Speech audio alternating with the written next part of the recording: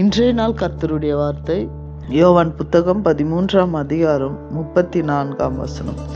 நீங்கள் ஒருவரில் ஒருவர் அன்பாயிருங்கள், நான் உங்களில் அன்பாயிருப்பது போல நீங்களும் ஒருவரில் ஒருவர் அன்பாயிருங்கள் என்கின்ற புதிதான கட்டளையை உங்களுக்கு கொடுக்கிறேன்.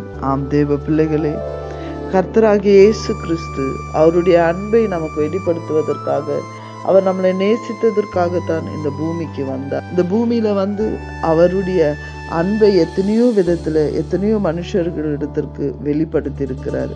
அவர் வெளிப்படுத்தினது மாத்திரமல்ல, அதை நமக்கும் கற்றுக் கொடுத்துட்டு போயிருக்கிறாரு.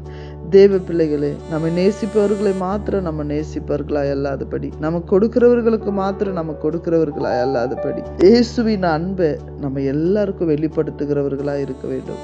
அது ஒரு பெரிதான கட்டளை என்பதை இயேசு கிறிஸ்து இந்த நாளில வெளிப்படுத்துகிறார். ஆண்டவருடைய அன்பை நீ வெளிப்படுத்துகிறாய் என்றால் ஆண்டவருடைய சீஷனாய் இருப்பாய் என்று வேதத்துல நாம் பார்க்கிறோம்.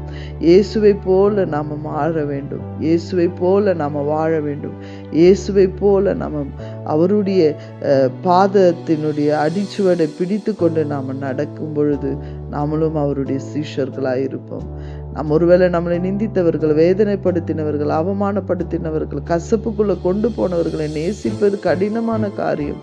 அது மாம்சத்தின்படி நாம் இருந்தோம் என்றால் அது கடினமான காரியம்.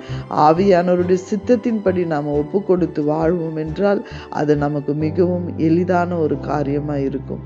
நாம் கர்த்தர் சொன்னபடி நாம மற்றவர்களை நேசிக்கிறவர்களா இருக்க வேண்டும். நாம் பார்க்கிற வேதத்துல இயேசு கிறிஸ்து நம்மளை நேசித்து தன்னுடைய சீஷர்களோடு கூட இருந்து அவர் போஜனம் பண்ணும் பொழுது தன்னை காட்டி கொடுக்கிறவன் யார் என்று அறிந்த தேவன் அப்பொழுதும் அவனுக்கு அப்பத்தை கொடுத்து அவனை நேசிக்கிறதை நாம் பார்க்கிறோம்.